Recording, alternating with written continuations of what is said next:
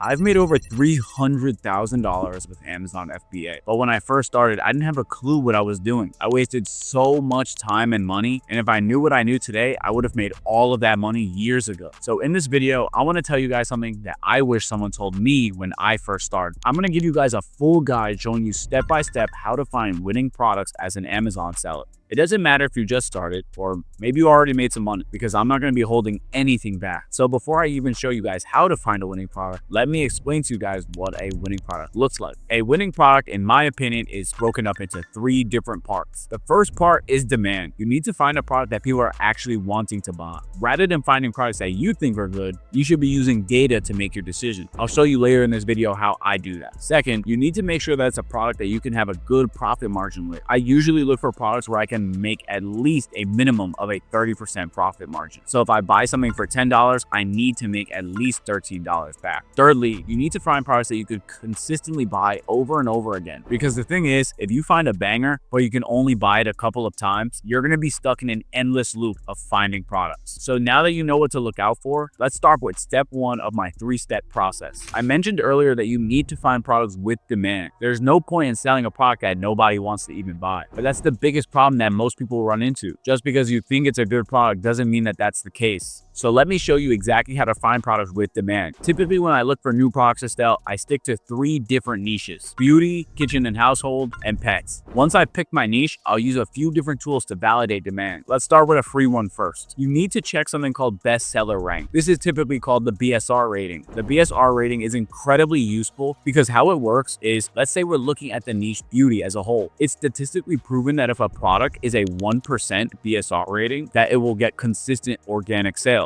Now, why is that? It's because it's not top 1% on Amazon, it's top 1% for the niche, which means that Amazon is going to consistently push those products to the top of the page, which means that if they're already selling a certain amount of times per month, it's very, very likely that that number is not going to change. This will allow us to accurately gauge demand. You can check BSR by looking at a product listing on Amazon. By doing this, you'll pretty much know straight away if people are buying or not. Now, don't get me wrong, this is a nice, easy way for beginners to get started, but that also means that there will be a lot of competition around these products because there's no barrier to entry. For me specifically, I use a few paid softwares to help me validate demand even further. One of the softwares being called SellerAmp. SellerAmp is by far one of the best softwares that you can use in order to sell on Amazon as a beginner, because you can see how much you're going to make with fees included. There's a built-in calculator. You're able to see the BSR rating. You're also able to see the previous history of the product. For example, a product might be selling 1,000 times per month, but how long has it been selling 1,000 times per month? With SellerAmp, you're able to see how long it's been at a certain amount of sales per month. And for me specifically, that's been very useful. I'm not sponsored by them in any way, shape, or form, but I highly recommend SellerAmp to any new Amazon seller. Regardless of which method you use, here's a checklist that you can stick to. Make sure that the product is in the top 2% of the BSR rating. This will ensure that it's selling consistently. I would also recommend to avoid time-sensitive or seasonal items as a beginner. Don't get me wrong, you can make money with them, of course, but you would need to put a lot more preparation than you normally would have in order to sell these products. Overall though, if a product doesn't sell consistently, ignore it. I say that this thing right here is what 99% of people get wrong about Amazon FBA. It doesn't matter what else you do. If your product sucks, you're not going to make money. By the way, this is exactly why I created my mentorship, Flip the System. I can say this with absolute conviction. We have the best Amazon selling group online. Not only do we send you winning products every single day, but we also help you with every other aspect in the business. You'll get access to me, group calls, a ton of different resources and videos, and everything in between. You can apply with the first link in the description, but if you don't want to join, that's completely fine. Because without step 2 of this process, you'll find a product that people want to buy, but you're going to be stuck making no money. So at this point, we had some niches to look at. We found a few products within each niche, and we know for a fact that they're products that people actually want to buy. But this is where we need to turn that into actual cash. So listen closely. Just because you found all of these products doesn't mean that you're going to make money. If you can't get a good return on investment on the product, it will never be worth your time. Now, when I first started out, I used online arbitrage to get started. This is essentially the act of buying a product online for a discount and then flipping it for more on Amazon. It's the only strategy that I would recommend for a beginner. But the problem is, when you're using methods like this, people can't actually calculate the amount of money they're making per sale. They just sit, buy a product for one price and flip it for another and think that's it, but it's actually much more complicated than that. Let's say you find a product that's in demand that's consistently selling for $20. You know you can source that product product from another store or somewhere else online for $10. In order to work out your actual profit, you need to take that selling price and subtract the amount of money that you paid for it. This is called your cost of goods. The next thing you need to do is to work out your fulfillment cost. This includes things like shipping fees and other fees that Amazon might take, which is typically around 15% for Amazon's fees and 10 to 40 cents per unit if you're prepping the item yourself, plus the amount of materials that you use to ship out this said product. So now you also need to take away this cost too. So after all of these costs, you'll finally be left with the amount of profit you're making per item. Now, listen to me very closely. Do not sell anything with shitty margins. Take it from someone who's made over $300,000 with this. It is just not worth your time. If you can't make at least 25 to 40% after all of your costs, it's not worth it. As a general rule of thumb, I only sell products that have a minimum profit of $4 per unit. The reason for that is if you sell a product too cheap, you'll only make a couple bucks per sale, which if you're selling at scale and have to account for other fees like prep and materials, your margins end up taking a way bigger hit if you have a smaller dollar amount in profit, like $1 or $2. Let's say you have to pay 50 cents for prep and you're making a dollar profit at 30% margins. 50 cents is 50% of your profit. So you might go from making a 30% profit margin to now a 15% profit margin. So that's why I like to stay at least a profit of $3 or $4 per unit, which leads us perfectly into step 3 of this process. So imagine this. You've started to find winning products as an Amazon seller. You know that they're in demand, you've got good margins, everything is going well, and you're getting close to your first $10,000 a month. Now, a lot of people at this point would think you have nothing to worry about, no care in the world. But let me tell you from experience, that's simply not the case. One thing people overlook is how much risk is involved in a product. Now, you might think it's stupid for even mentioning this, but let me explain. I remember a few years back, there was this brand that I knew had a high risk of getting your account banned or a strike on your Amazon account. Now, even if you do everything right, you still don't want an IP complaint or a strike on your Amazon account no matter what. As an early seller, I disregarded this. And even though I was doing everything by the books, I still got an IP complaint on my Amazon account, which for those of you who don't know, if you get 3 of these IP complaints, your Amazon account will be shut down without question. That's why mitigating risk is so important, especially for Amazon FBA. This isn't like drop shipping or TikTok where you could just run another product. This is a real business. So here are 3 things that you need to look out for. A lot of competition. If I see the product has way too many sellers and not enough sales per month, I'm not going to sell that product because it is way too saturated and it is way too competitive. You need to understand when there's enough food to be shared with everybody versus when there's none available. If something sells 100 times per month and there's 25 sellers on the listing, the chances that you make 50 sales per month or even 25 sales per month is very low. Could the product break or be damaged in some way? Now, Amazon has its own limitation for selling products that might break or damage easily, but they still allow you to sell them, which is fine if you know how to sell them the correct way. Does the product have a high likelihood of breaking or spilling during the shipping process? And let me tell you guys from experience, if it can break or spill, there's a very high chance that if you're shipping a lot of units, that at least a few of them will break or spill. Spills are the worst because if it spills or you're not polybagging or shipping the item correctly,